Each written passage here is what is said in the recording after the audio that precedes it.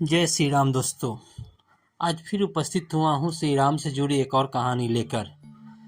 मैं प्रभु श्री राम से प्रार्थना करता हूँ। तो चलिए शुरू करते हैं। आज की कहानी के शीर्षक का नाम है अहल्या की कथा।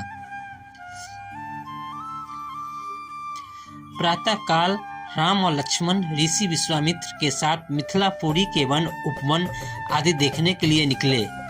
एक उपवन में उन्होंने एक निर्जन स्थान देखा। राम बोले, गुरुदेव, यह स्थान देखने में तो आश्रम जैसा दिखाई देता है, किंतु क्या यह कारण है कि यहाँ कोई ऋषि या मुनि नहीं है?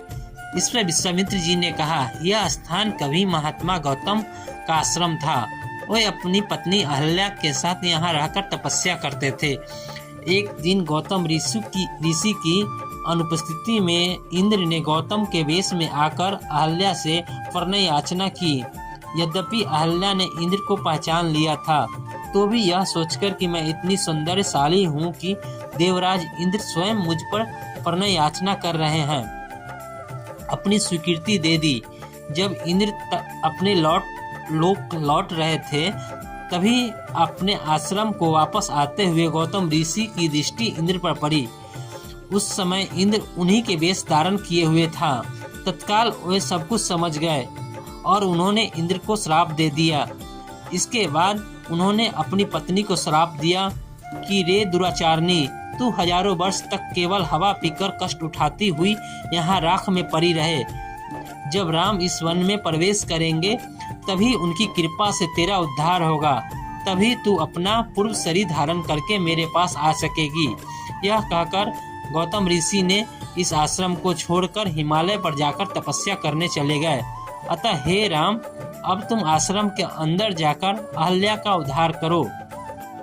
विश्वामित्र जी की आज्ञा पाकर वे दोनों भाई आश्रम के भीतर प्रविष्ट हुए।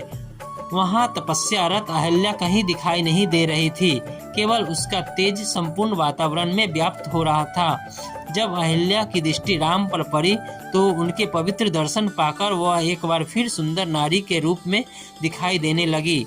नारी रूप में अहल्या का सम्मुख पाकर राम और लक्ष्मण ने श्रद्धा पूर्वक उनके चरण स्पर्श किए।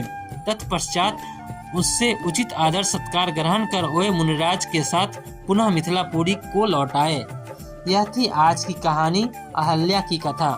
आशा करता हूँ आपको पसंद आया होगा। इसी के साथ आज का कहानी खत्म होता है। जय श्री राम।